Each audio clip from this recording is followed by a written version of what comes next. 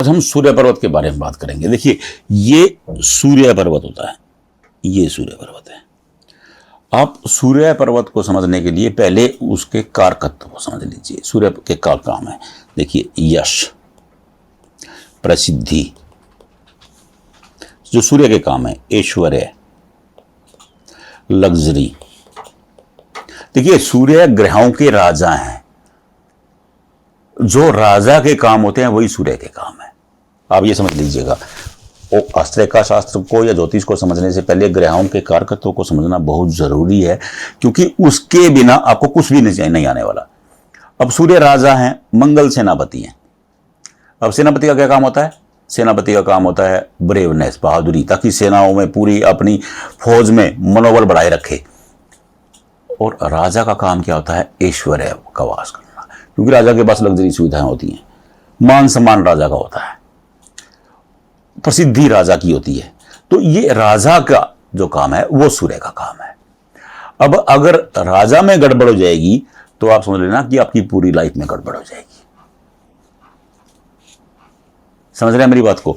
अब मैं चिन्हों के बारे में बता देता हूं। मैं चिन्ह, अगर यहां पर सूर्य पर्वत पर ऐसे आपको बड़ा सारा ऐसे एक बिंदु सा नजर आए,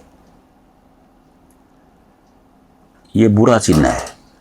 हथेली में कहीं भी रहता है, ये बुराई का काम करता है। ये अपयश करवा देगा। लांछन का निशान भी कहा गया है इसे। ये लांछन भी करवा देगा, बेइज्जती जिसे कहते हैं, इंसल्ट करवा देगा। ये पराजय का काम भी करेगा। अगर आप कहीं कोर्ट में कचहरी में कोई केस है आपका, कोई एग्जाम दे रहे हैं, कोई टेस्ट दे रहे हैं, कोई परीक्षा दे रहे हैं, उसमें पराजय करवा देगा ये। तो ये बुरा निशान है। ध्यान से समझ लीजिए। अपनी हथेली में मिला मिला के देखते जाइएगा। मैं आपको निशान बताता जाऊंगा, अपनी हाथ को सामने रखिए, वीडियो देखते रहिए और मिला मिला के देखते जाइए। नंबर 2, अगर यहां पर कोई निशान ऐसे बना हुआ, ये एक्स, इसका भी यही फल है जो बिंदु का फल है।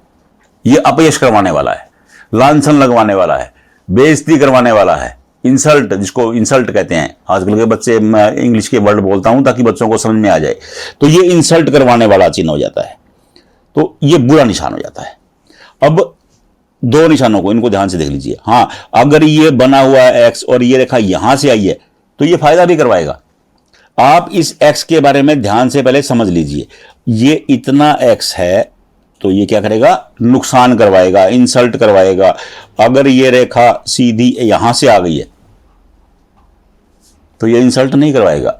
ये क्या स्थान है? ये ग्रह क्या है? ये मंगल है और ये सूर्य है। ये सूर्य और मंगल का मिलन हो गया।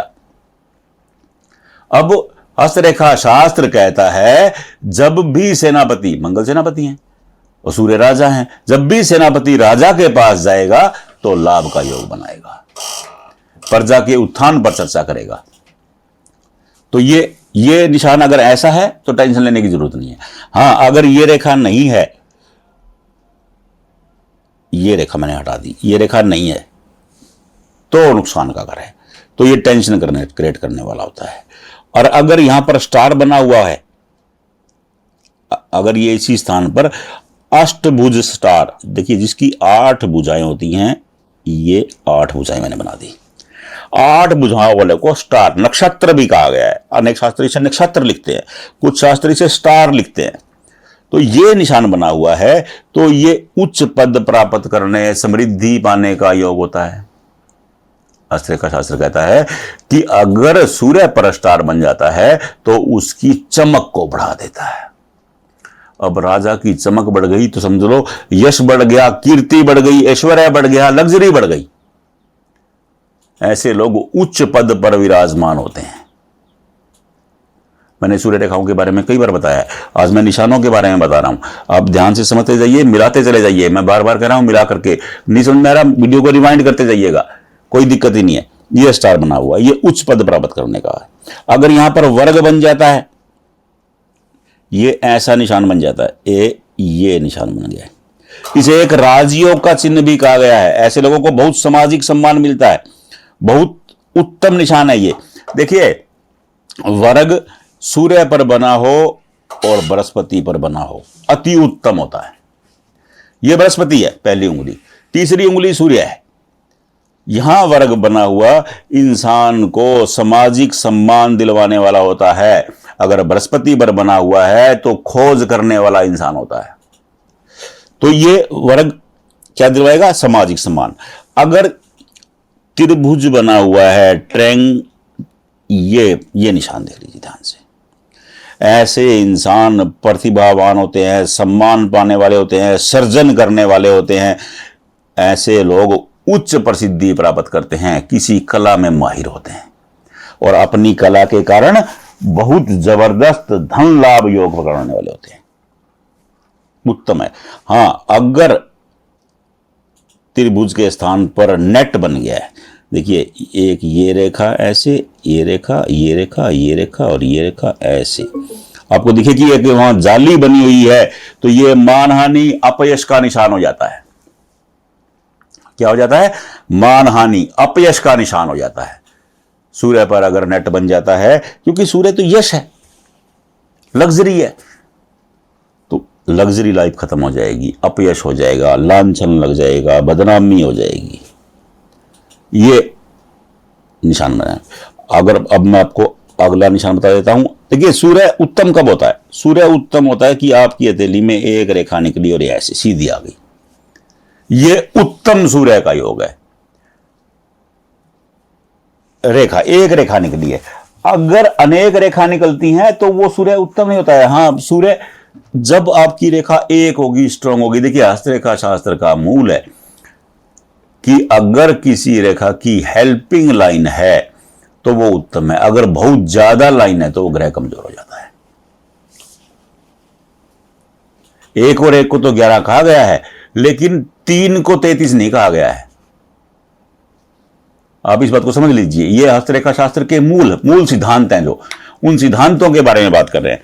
अगर एक रेखा है तो उत्तम है, अगर 2 रेखा है अति उत्तम, लेकिन अगर रेखाएं ज्यादा हो गई हैं तो गड़बड़ है, गड़बड़ हो जाती है। अगर निशान, मैंने आपको सारे निशान बता दिए हैं, आप निशान को चेक कर लीजिएगा कि आपकी हथेली में क्या बना हुआ है। स्टार बना हुआ है, वर्ग बना हुआ है, नक्षत्र, स्टार को नक्षत्र कहते हैं, जाल बना हुआ है, त्रिभुज बना हुआ है, एक रेखा बनी हुई है, बहुरेखा बनी हुई है।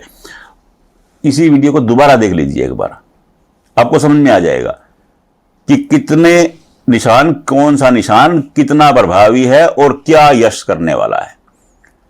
क्योंकि सूर्य के जो ये कारकत्व हैं, इन्हीं में ही वो वृद्धि करेगा, इन्हीं में नुकसान करेगा। मैं बार बार कह रहा था कि इंसल्ट, अब इंसल्ट उसी की होगी जिसको कोई जानता होगा, जिसकी प्रसिद्धि होगी। गुमनाम का ना प्रसिद्धि है ना इंसल्ट है। जिसको कोई, जहां कोई जानता ही नहीं वहां कोई इंसल्ट नहीं होती है। इंसल्ट वहां होती है जिसको सब जानते होते हैं, बेइज्जती वहीं होती है। आप अपनी हथेली में मिला करके देख लीजिए, इन निशानों के बारे में समझ लीजिए। आपको अगर कुछ भी समझ में नहीं आया है, कोई दिक्कत ही नहीं है, इसी वीडियो में मेरा व्हाट्सएप नंबर है, वो हाथ का फोटो खींचिए, भेज दीजिए। आपका सूर्य पर्वत कैसा है हम आपको देख के बता देंगे। कमेंट बॉक्स में भेज दीजिए, जहां वीडियो देख रहे हैं तो वही फोटो खींचिए और कमेंट बॉक्स में चिपका दीजिए, वहां भी हम आपको देख के बता देंगे, कोई दिक्कत ही नहीं है। ज्यादा जानकारी चाहिए सूर्य पर निशानों के बारे में www.panditjihastrekha.com। हथेली की हर रेखा और हर निशान के बारे में हमने बिल्कुल सरलता से फोटो सहित बताया है, ताकि आपको समझ में आ जाए। हमारा टारगेट ही वही है कि हर आदमी को हस्तरेखा का, ज्योतिष का ज्ञान होना चाहिए। बस बिल्कुल सिंपल बात है। जहां आपको समझ में नहीं आ रहा तुरंत मैसेज करिए, हम आपको रिप्लाई करेंगे।